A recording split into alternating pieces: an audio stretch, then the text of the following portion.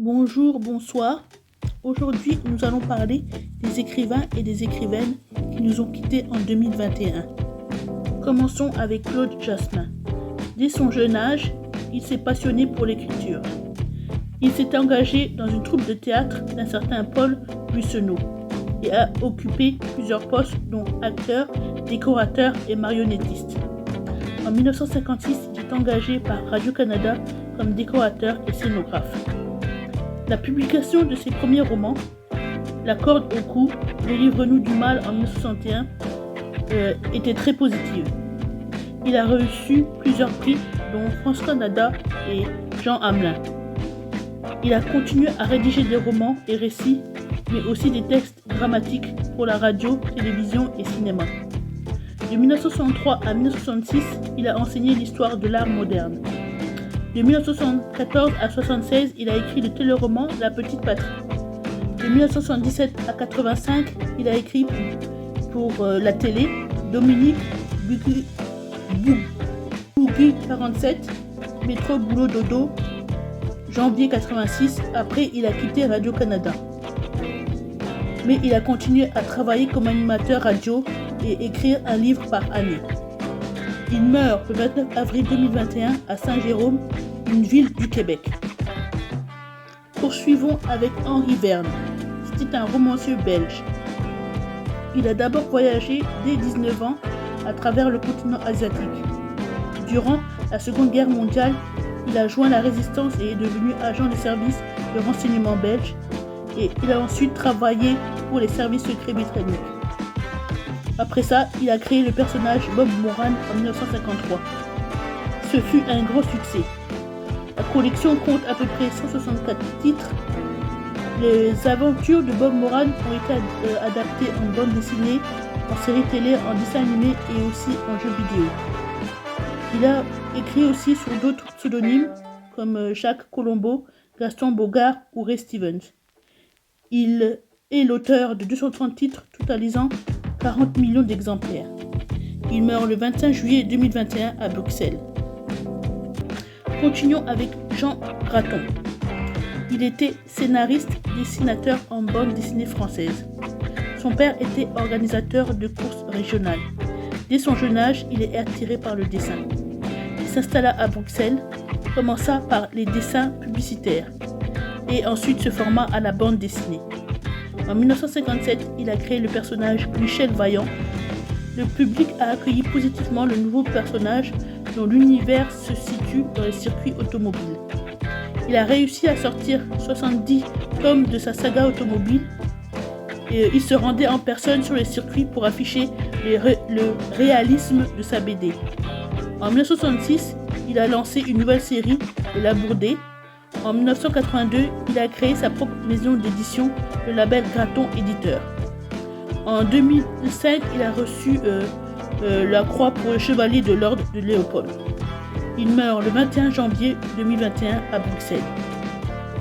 Après, il y a Jean-Claude Carrière. C'était un écrivain, mais aussi scénariste, parolier, metteur en scène et acteur français. Malgré une licence en histoire, il se dirigea vers le dessin et l'écriture. En 1957, il a publié son premier roman, Le Lézard. Avec deux autres personnes, il a coécrit des courts et longs métrages. Tout au long de sa vie, il a continué à écrire des livres comme Le Vin Bourru, L'Alliance, Le Chemin Faisant. Pour certains de ses scénarios, il a collaboré avec Louis Buñuel pendant 19 ans pour le film Belle de jour, le journal d'une femme de chambre. Il a aussi participé au scénario du film La Piscine et un autre film Borsalino qui a réuni Belmondo et Alain Delon. Parallèlement, il a travaillé aussi au théâtre. En 2000, il a pris part à la fondation de la Société des Amis de Victor Hugo. Il a laissé 2 enfants. Il meurt le 8 février 2021 à Paris. Ensuite, il y a Pierre Rabhi. Il est né Rabat Rabhi. C'était un écrivain, mais aussi essayiste, philosophe, romancier, agriculteur, conférencier et écologiste français. Vers 5 ans, il est adopté par un couple de Français, un ingénieur gaulliste et une institutrice. Vers 1950, il se rendit en France trouva un emploi chez un constructeur de machines agricoles. Très tôt, il est partisan du retour à la terre et s'inscrit dans une maison familiale rurale et se lança dans la sculpture. En 1988, il fonda le Carrefour international d'échange de pratiques appliquées au développement, CIEPAD. Dès 1994, il a animé le mouvement Oasis en tout lieu, promouvant le retour à une terre nourricière et la reconstitution du lien social. En parallèle, il a publié plusieurs livres comme Le gardien du feu, Le retour à la terre, Le chant de la terre. Il a aussi fondé les Amis de Pierre Rabhi qui sera rebaptisé Terre et Humanisme. Elle a pour objet la promotion et la transmission de l'agroécologie. En 1997-1998, il a participé à l'élaboration de la Convention des Nations Unies sur la lutte contre la désertification. En 2004, il a créé avec Michel Valentin les Armes nains dans la Drôme. C'est une infrastructure d'agrotourisme maraîchère qui accueille des séminaires d'entreprises, des vacanciers et des personnes en formation de maraîchage. Il a animé régulièrement des conférences ou des ateliers sur les thèmes de la simplicité volontaire et de la décroissance. En 2011, il a reçu le prix du développement durable du lycée Champollion à Grenoble. En 2017, il a reçu des mains d'Anne Hidalgo la médaille Grand Vermeil de la ville de Paris. Il meurt le 4 décembre 2021. Ensuite, il y a Vassilis Alexakis.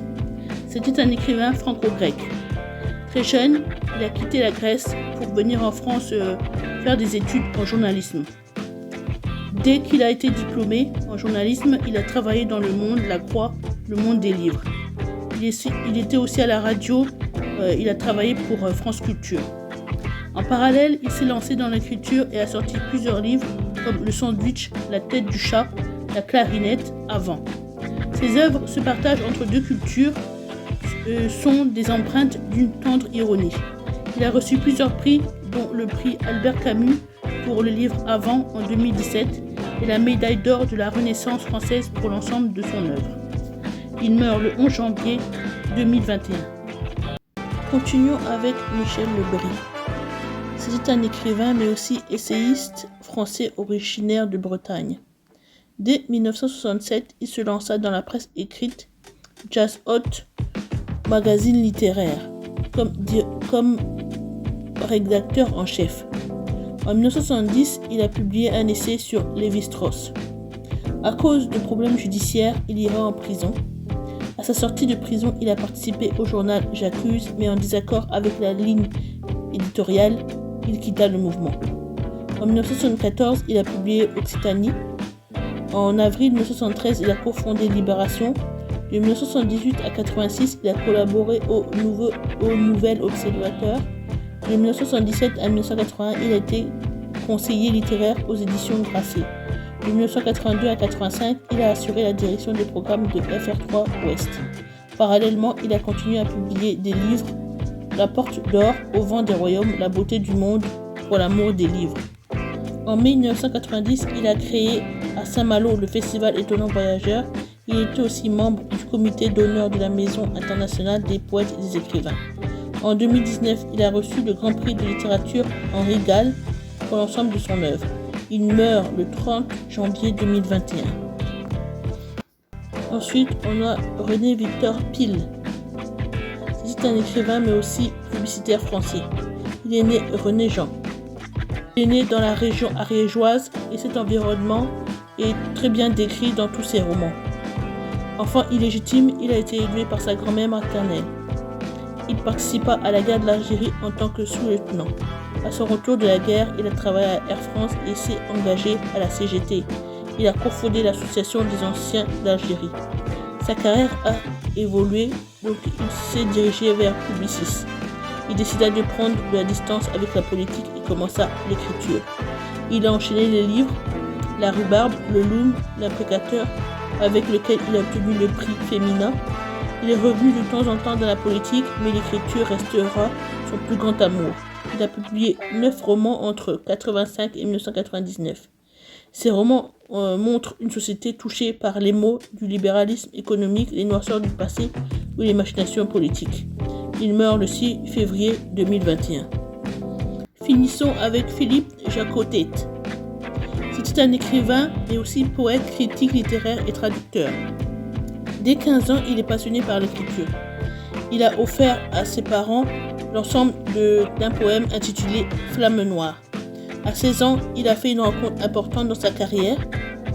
Il a rencontré Gustave Routh, qui était un poète et photographe suisse, qui lui a fait connaître la beauté de la nature et des paysages.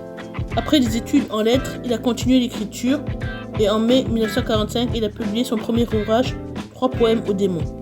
Il a commencé à voyager et traduit les publications d'autres poètes. Il s'est ensuite établi à Paris où il a continué ses traductions et son écriture. À travers des tests critiques, il a fait découvrir des poètes écrivains comme Henri Thomas, André Dubouché, Yves Bonnefoy. En juin 1956, il a reçu le prix Rambart. Il a eu une traversée du désert pendant 3 ans, mais a continué à écrire.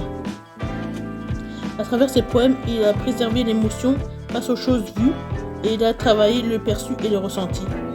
Il a reçu de nombreux prix comme le prix Montaigne en 1972, le Grand Prix national de poésie en 1995, le prix Goncourt de la poésie en 2003. Il meurt le 24 février 2021. Connaissez-vous ces écrivains? Les avez-vous déjà rencontrés ou avez-vous déjà lu leur œuvre? Dites-le moi dans les commentaires. Et surtout, n'oubliez pas de vous abonner, de partager, de liker. Et je vous vois dans la prochaine vidéo. Bye!